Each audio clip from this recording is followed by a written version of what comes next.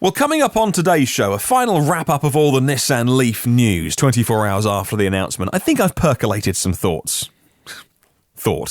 I'm not that sophisticated. Also coming up, Tesla are going to stop selling an entire range of their batteries for two of their models. And finally, why the Honda Urban EV, that little cute as a button car, might not be in your hands quite as quick as Honda initially wanted. Those stories and more coming up today. Lots to discuss. Morning, afternoon, evening, wherever you are in the world. Thank you for listening to EV News Daily. It's Martyn Lee here. It is Thursday, 10th of January. I've been busy today going through every EV story I can find and just picked out the best ones to talk about. Thank you to myev.com for helping make this show. Many months ago when they first unveiled the beta version of their website, there was a lot of stock on there for buying and selling EVs and learning about it as well. But fast forward a few months and holy moly, so many vehicles on there. The good news, if you're in North America, it's all yours, and so go check it out. You're very lucky to have myev.com if you want to get into the EV market this year, or just for now, maybe you're learning about it.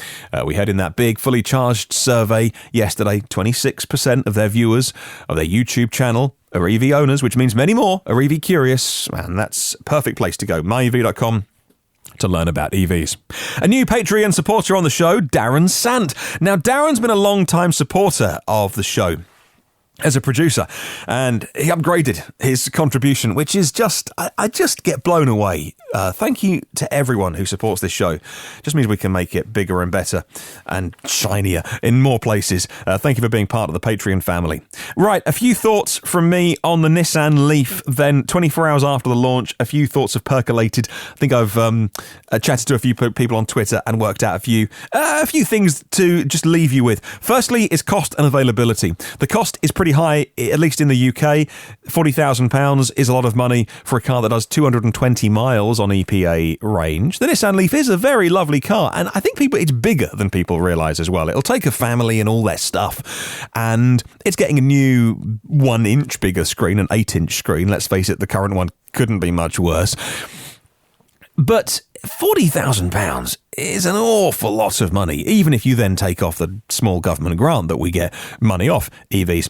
And then you look at the availability of it and how quickly can we get it? Well, here in the UK, it's summertime. First Japan, it's going to be launched first there. Springtime US, then Europe, summer. And then you look at the competition. Well, actually, in China, tough because of all the EVs that are cheaper. Japan, it'll sell well. North America, well, its direct competitor is the Bolt, a car that is incredibly well established now and holds its own against the Nissan in many ways. The Bolt fans would say it's far better. The Bolt is being invested in, more production this year. The Korean cars, the Kia e-Niro, the Hyundai Kona, both cheaper here in the UK, significantly cheaper. Can you get one? No, e-Niro's not on sale. Can you get a Kona? Yeah, I checked the website about 5 minutes ago. 42-week wait. And the Model 3, of course, is the big one, at least in Europe. There's about 3,000 Model 3s currently heading to Europe for a February launch. Left-hand drive only, but that's February. The Leaf is going to be summer. It gets a 4-month head start. Now, the Model 3, here in Europe at least, is going to be all-wheel drive. They're going to be performance versions, only 2 versions to start with. But this time next year, fast forward a year, and yes, you will be able to get the standard range. Maybe you want to add a couple of €1,000 or pounds for a different colour, maybe an interior upgrade package, but £40,000 will be an amount of money that you can spend on the standard range Model 3. Well, that's only going to be here a few months after the Nissan Leaf. What would you do? Would you go for the Leaf because you can have it now? Or would you wait? A company like Tesla, the Model 3, which updates itself every night, if they want to, with the supercharging network, all those benefits. I mean, Nissan made quite a song and dance about the fact that the Leaf can now update its infotainment system without you having to go back to the dealer. Hardly over-the-air upgrades, though, is it, of the operating system? So, in so many ways, Tesla are so far ahead that you think, on its own, standing alone, the Leaf is a really nice car. And actually, a few years ago, it would have blown everyone out of the water. Now, it's a good car, but Nissan seem like they're a couple of steps behind with it.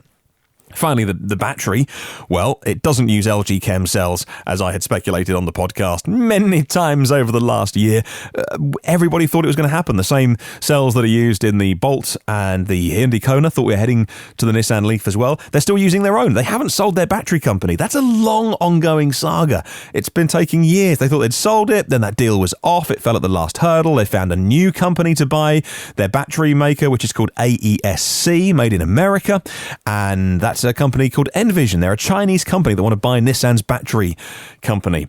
But the new Leaf is using the same cells, I think maybe stacked differently, more energy dense, but they're still their own AESC cells. And I don't know enough about that company because it seems to me that when you are selling a company, you stop investing in it. You stop because it's not going to be yours. So why would you keep ploughing money into it? People today on Twitter who I've talked to about this say, actually, AESC's technology is very, very good. They make a good product. The cells going into the new Nissan Leaf are going to be good, by the way. I don't know enough about them to make a comment. So that's why they've used their own. Also, I'm wondering whether the new buyers of the company, Envision, whether they said to Nissan, hey, we'll buy your battery company, but you have to promise that you'll carry on using those cells in the Leaf. We want a battery supply contract at least to get us going. Again, pure speculation, as much of this podcast is just my opinion, but it would make sense, right? And then finally is the production. Here in Europe, 5,000. Even if you divide that by the 6 months of the year that remain, it goes on sale in July. If we're really lucky, that's like 800 odd a month.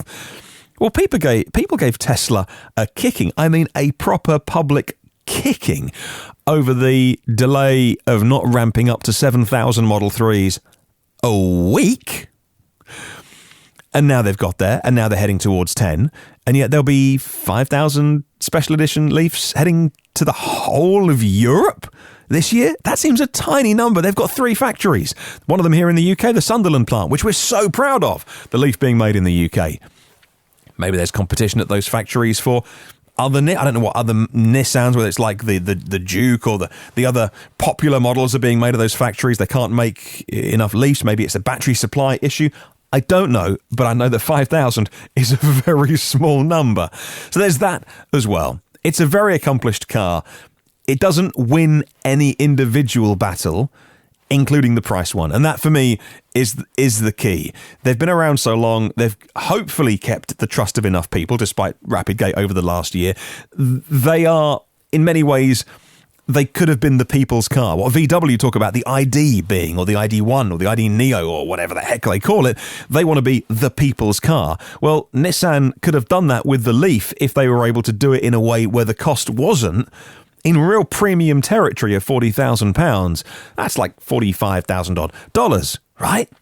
But by charging that, you put it in a different conversation. And when you start saying you've got to be better than the Model 3, that's a big ask. My final thoughts on the Leaf. Agree or disagree? Feel free to slate me in the comments. Feel free to agree. You can email me personally, hello@evnewsdaily.com. Right, let's move on to Tesla and this huge news over the last 24 hours. Elon Musk has been tweeting, have you heard by now? The Model S and the Model X just got a lot more expensive. Well, that's what the headlines say. That is true if you're writing a clickbaity headline in a certain way. Elon Musk announced that Tesla will stop taking orders for the smallest battery they make for the S and the X, the 75 kilowatt-hour version, after this weekend, January the 13th. If you want one, get your order in.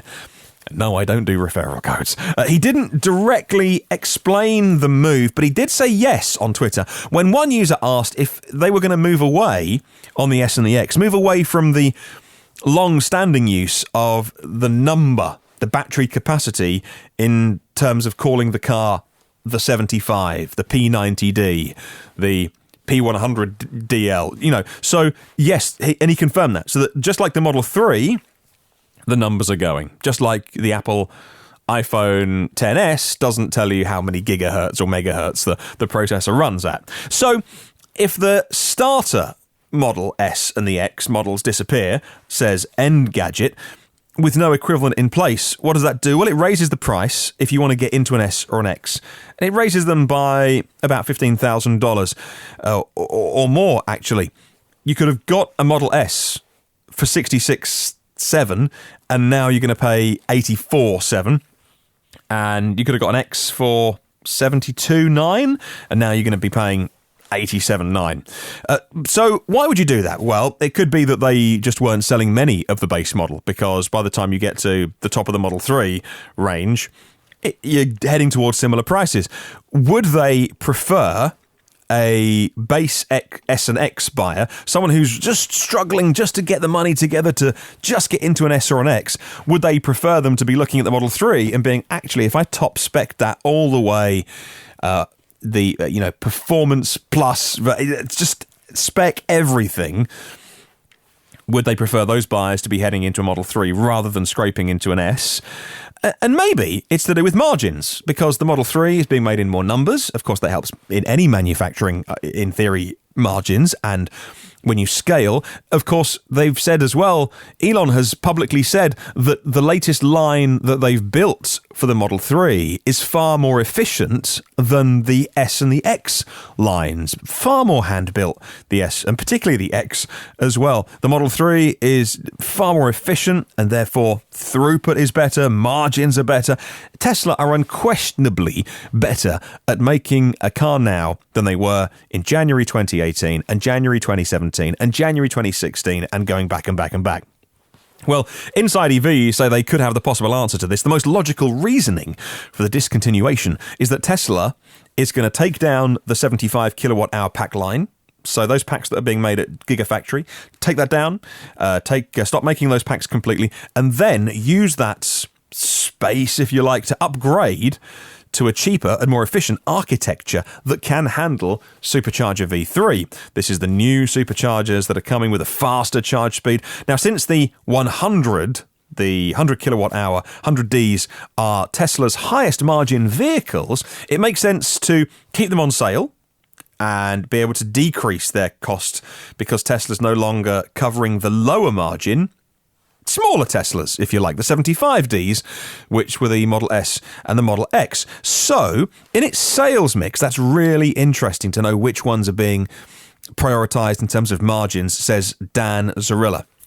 Now, my thoughts on that would be, at some point they need to update the Model S and the Model X. Maybe not a full interior, exterior refresh, maybe it's just going to be perhaps just the screens to bring everything in line with the way the Model 3 looks inside, maybe even not that much. But under the skin, they have got to do something, and perhaps taking off the less profitable 75 kilowatt hour Model S and the Model X, leaving the 100 kilowatt on sale for now, because they still make good money on that, but then at the Giga Factory, changing over the 18650 production, those are the previous cells, the current cells they use, to the new cells, the bigger cells, the more dense cells they use for the Model 3, which are the 2170s. Then, what you can do, when you bring back a base Model S and a base Model X, you can introduce what you would call the standard range. No number on that, but you'd call it standard range and long range, or you'd call it long range and extended range. Those lines now are going to be more efficient because all the cars will be using the same cells. Tesla will make better margins. The cells can charge quicker, handle a better charge rate, and the largest pack size could then be increased. So maybe you'd be looking at a 120 kilowatt hour, 125 kilowatt hour for the top S and the top X. They're always looking to lead the industry and lead the way. Giga Factory plays a huge part in this story, and as you may know, my favourite topic to bang on about is Tesla Grohmann Automation, the German company they bought 2 years ago now, which everyone forgets they've got. It's a company which for almost 40 years existed to make factories work better. They bought it, binned off all the German car companies that they were helping, and now you've got this whole division in Europe whose sole job, I mean, what do you think they're doing? They're going to work every single day thinking, how do we make the Giga Factory better? So those new lines coming into Giga Factory to make them more efficient, increase throughput, and that is the Giga Factory is the key to this story, which not everyone joined up online today, but hey, I'm an idiot on a podcast, so what do I know? I'll put the links in the show notes if you want to know more. Right, some more news today then, and you'll be pleased to know that I don't go into as much depth on these remaining stories as we have done with that, but it's a big bit of news with Tesla taking models off sale. Volkswagen is setting up a network of fast charging stations in China with local partners as part of its multi-billion-dollar push to boost EVs in the world's largest car market. People familiar with the matter told Bloomberg today. Talks of the venture say they're near completion, and it's scheduled to be set up in the first half of this year, the people said. SAIC Motor, another VW partner, is ready to get on board as well, with more Chinese auto and battery makers expected to join in the future, those people said. I'll put a link to Bloomberg in the show notes. Well, according to Teslarati, the Giga Factory 1's battery production capabilities achieved an annualized run of 20 gigawatt hours last year. And for BMW's deputy chairman of the supervisory board, he is called Manfred Schoch, I think, or Schoch, possibly. Tesla's long-term play on batteries has been a strategic decision. It sounds like BMW quite envy their foresight 10 years ago.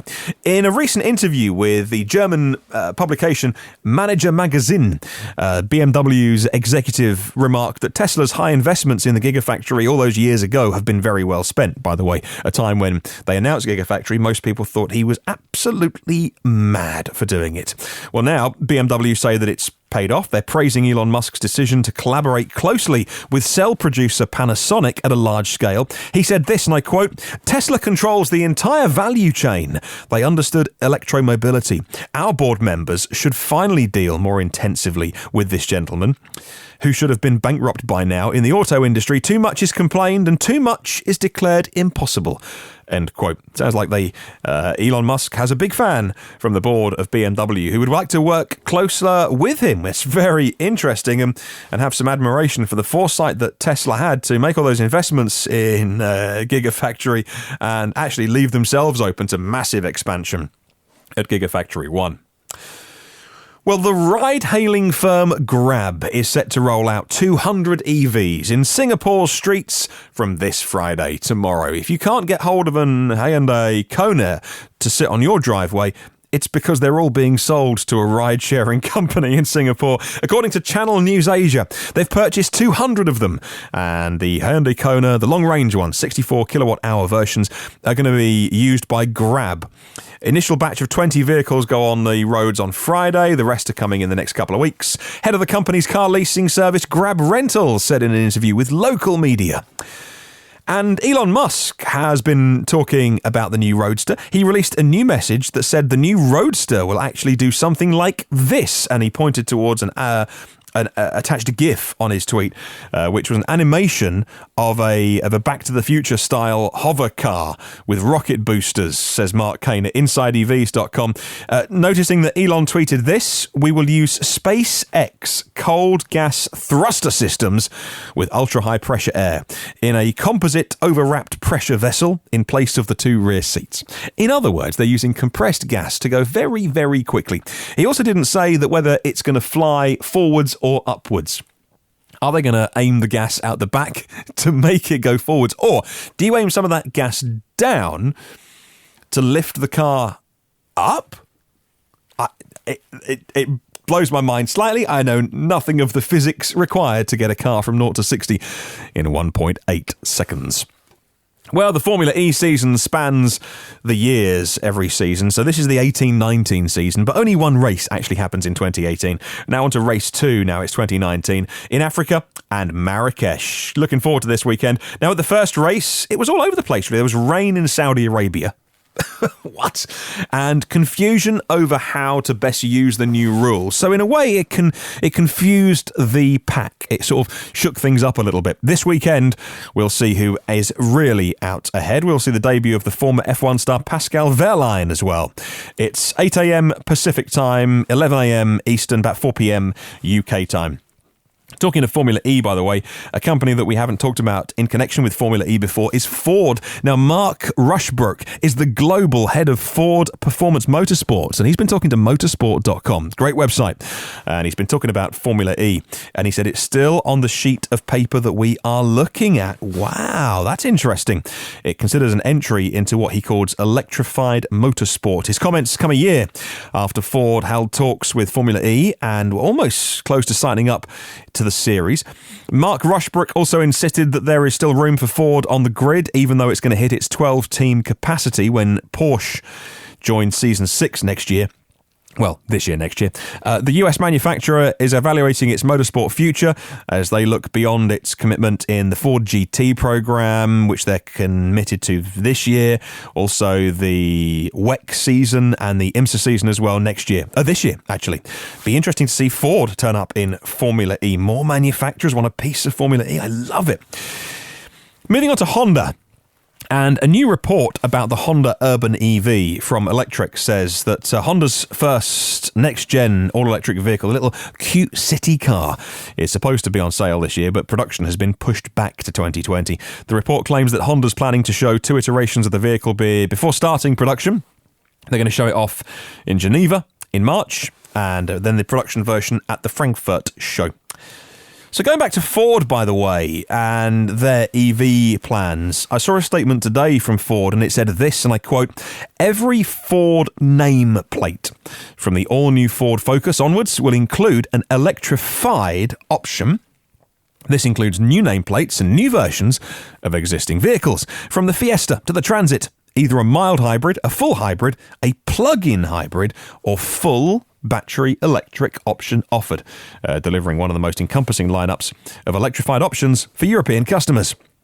So when I was reading this, I was ready to say, electrified models. Yeah, that means 48 volt, mild hybrid. It'll help start the car and, turn a few pulleys and things in the engine. But actually, they did specifically say they'll have cars with plugs and full battery electric versions. So good news, Ford. Let's see some cars. Right, final story today. And if you, like me, love your motorsport, I'm a big fan of F1. Didn't go to Silverstone this year, but I've been many, many years.